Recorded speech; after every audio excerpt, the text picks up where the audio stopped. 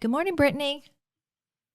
Good morning. Good morning. You're here with Steve Camarata and Mary Camarata, and we are wondering if you have any question, a story, a comment that you'd like to share this morning. Just, I've really enjoyed working with you all and with my son Lee and getting to know you, and you've been a very big help for us. Let me share with the listeners. This is Brittany, and we have been working together. How many years have we been working together now?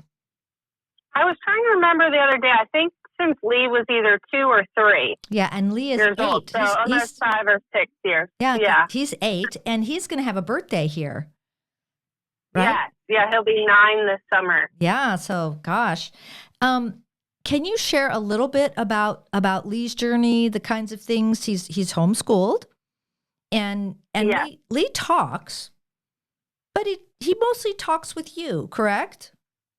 Yes, and it's kind of limited, but it's increasing recently, more with me, and then starting to do so a little bit more with others, but it's more of a whisper when it comes to other people. Mm-hmm. And, I think just having said that, I think there are other families out there whose kids are talking later who would stop for a moment and go, you know what? That's what my child does too. When they first start saying new words or utterances or phrases that we haven't heard before, they're whispered. And I think that they might be surprised that that's a common feature among some late talking families, right? And the way that I see that is there's a little bit of a reticence on the part of that late talking child. There's a little bit of a hesitancy to put that out there, put that new thing out there that they know they are having a bit of a challenge with, that they know isn't maybe exactly correctly done, and that also might engage participation or requests or performance requests from the person they're directing that language to that they might not want to comply with, or they don't know what those are going to be. And I think just even bringing up that little feature, I think a lot of parents will recognize and identify with that. Can you tell us when he does talk? I'm interested in when he talks with you. And then I'm really excited to hear that he's starting to talk with others. Can you tell me a little bit about when that happens? Usually it's if he needs something. More so it's commenting that he needs a particular item, or he will point out if he sees something he's interested in. He started doing that a little bit more. I've seen it increase more with my husband, with his dad recently, where he wouldn't talk to him as much before, but usually focus more on needs and then sometimes things he likes. Okay, so that's actually great. That's exactly how it works often, where a child initially, some late talking children initially will use their words when they want something, and it's, they're interested in it and they're very motivated. I'm really excited to hear, though, that he's commenting or pointing things out. That's actually a very good developmental stage. And one of the nice things about that is he's actually recruiting. When he says something and points it out, he's actually recruiting attention from you and your husband to communicate more, and that's a very good sign. I also want to point out that, your son is going to be 9 here pretty soon. And there's a lot of times people will think, if we don't have everything developed by the time the child's 3 or 4, then they won't make any progress. And that's absolutely not true. And your narrative really, really shows that. So I really appreciate your telling us about Lee and when he talks. Yeah, and the fact that he is actually getting the attention of others using his words is really positive. There's a little saying that I used to say, nothing succeeds like success, right? It's always great when we can reward the child for doing the things that we're so hoping they do. So you're rewarding him for his own attempt to communicate rather than us, withholding something from him or requesting some, saying, here's what you need to say, or like, can you say, I like cookies? I love that he's choosing to use his words to point out an interest. That's very positive. That's the kind of thing we always want to reward. And I do think that the second point Steve made is so important for so many families, because there's this sort of urban legend out there that, after 3 or 4, we're baked. Not true. Absolutely not true. Why do we continue going to school if we're sort of, done?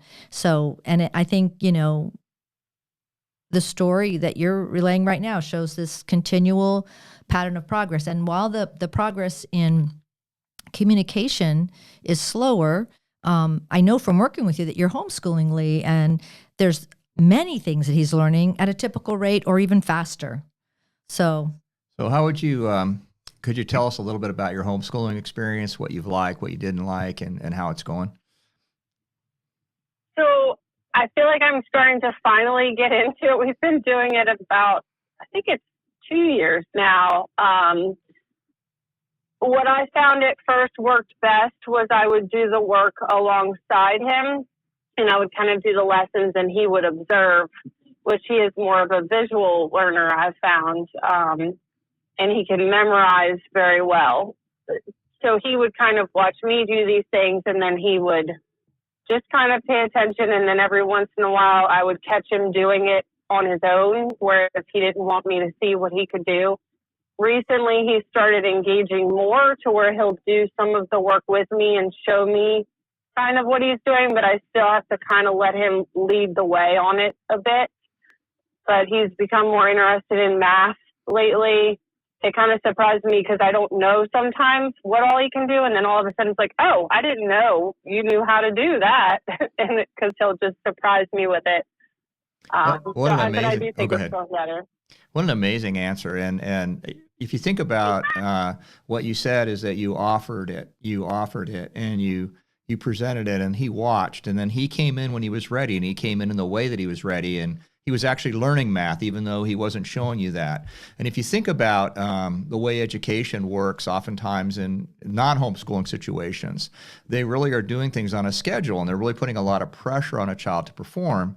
And that's not a good match for your son's learning style. So I'm really excited that you jumped in with homeschooling. Please know that you're being heroic and you're doing exactly what he needs. And you have such good insights. You're saying, hey, I present stuff, I'm not sure what he's getting, but then he shows me later on. And if you think about it, the same thing's happening with talking. He's watching, he's listening, and he's whispering to start with. And when he has more confidence, he jumps in. And so that patience and just that love and opportunities for learning that you're providing are just pure gold for him. And so way to go. Congratulations. Yeah. And I will say, just because you and I know each other and I've been working with you, this level of support with his siblings and his extended family are great. And you're in a little bit more of a location where you get to go to a farm and, see the horses, and you have a lot of neat experiential learning by discovery opportunities that I know Lee loves. And it's another opportunity to sort of take that learning and that exposure that you do and generalize it out to a larger community, which has, I think, been going well. So let me say this, before we close up this call, I wanted to ask you if you had a message or any words of encouragement to other families, any maybe parents who are thinking about homeschooling or... Well, I would say, I guess this is advice I wish that I had heard from another parent. I know I heard it from you, but just that you're not alone. And don't put too much pressure on yourself, and then inadvertently put pressure on your child to reach different milestones and things at a certain pace. And then also to be an advocate for your child.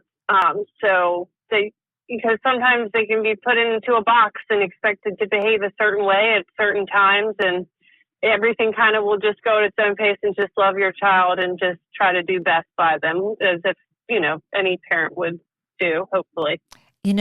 Brittany, again, you said that so well. And this morning, what I've realized from talking to several different families is that when we do solicit, what would be your words of encouragement or advice, the parents get it, and the parents say it better than anyone else. And it just really reaffirms our motto to really listen to parents, and for parents to really listen to their instincts and to seek out those helpers. You need helpers. This is a little bit of a different path.